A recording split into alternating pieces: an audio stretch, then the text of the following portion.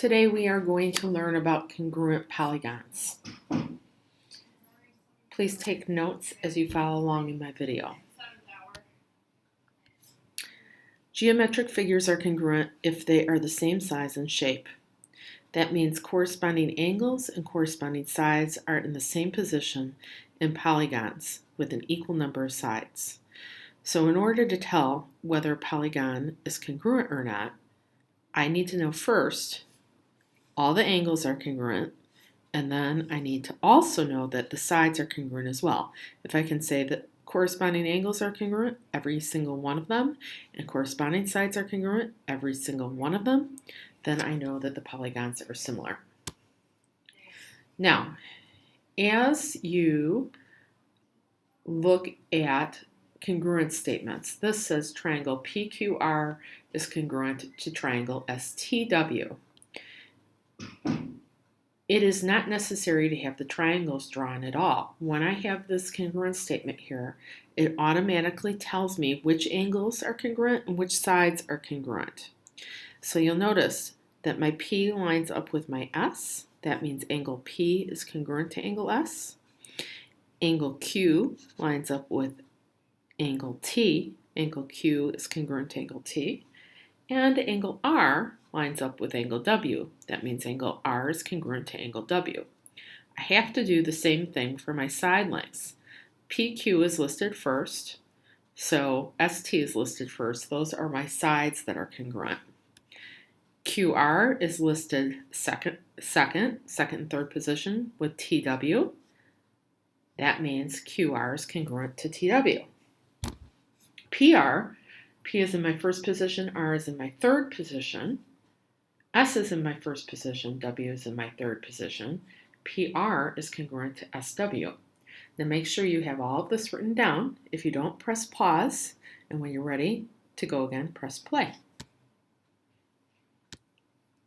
Now, I would like for you to name identify all pairs of corresponding congruent parts. So I will get you started. In this case, I'd say angle N is congruent to angle E. I want all the corresponding angles identified, all the corresponding sides identified, and I want you to write down which ones are congruent. Press pause on your video, and when you're ready to see the answer, press play again. Now you'll see, I did not have my polygons drawn at all. But because of the position of my letters, I can tell what pieces are congruent. If you did not get these as your answers, please pause and go back and check your work. I want you to give this one a try now. I want to know what side is congruent to side NO and what angle is congruent to angle T. Press pause on your video. When you're ready for the answer, press play again.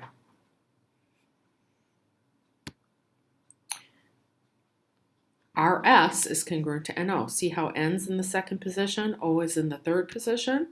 Over here, R is in the second and S is in the third. So it's congruent to RS. Angle T is in the fourth position. So that's congruent to angle P. That's also in the fourth position.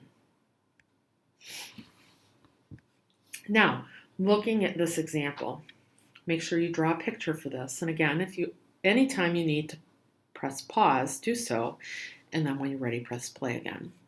So this is triangle ABC is congruent to triangle DBC. The picture is nice, but it's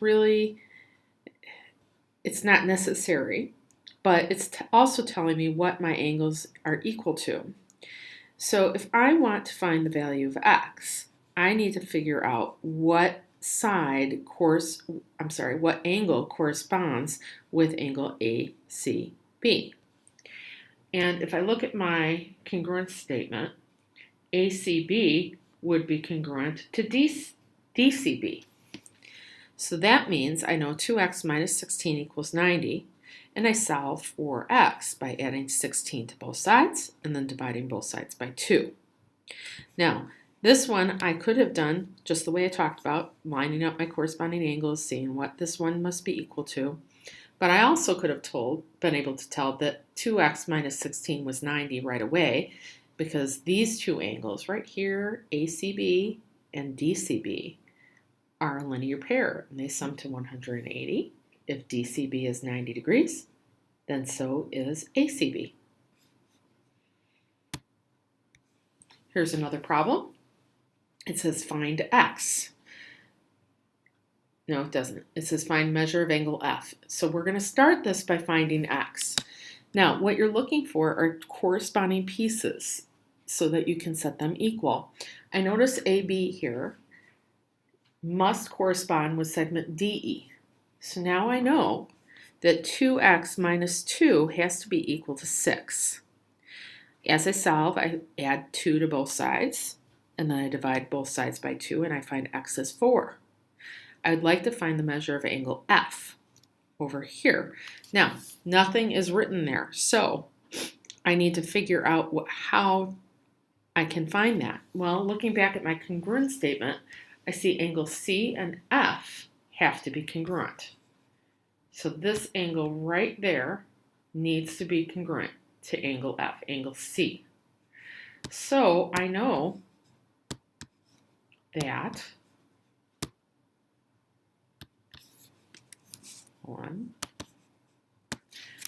that angle C has to be equal to 90 minus 53.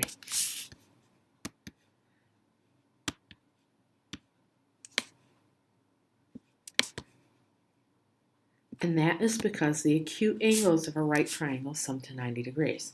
So angle C is 90 minus 53. I'd like you to give this problem a try again. Line up the corresponding pieces, set pieces equal that are corresponding, solve for X. When you are ready, well, press pause on your video right now, and then when you're ready, press play. So from this, I can see that AB is equal to JK. A is in the first position, J is in the first position, B is in the second, K is in the second. So I set these equal and solve for X. I subtracted 2x from both sides, and I added 50 to both sides. Then I divide by 2 on both sides, so X is 31. It did ask me to find X, but I also have to find AB. And the way I do that is I go back and I plug in to 2x plus 12. So that's 2 times 31 plus 12. We're skipping Kahoot for today because I'm absent. At this point, I'd like for you to do your homework. It is listed on Schoology.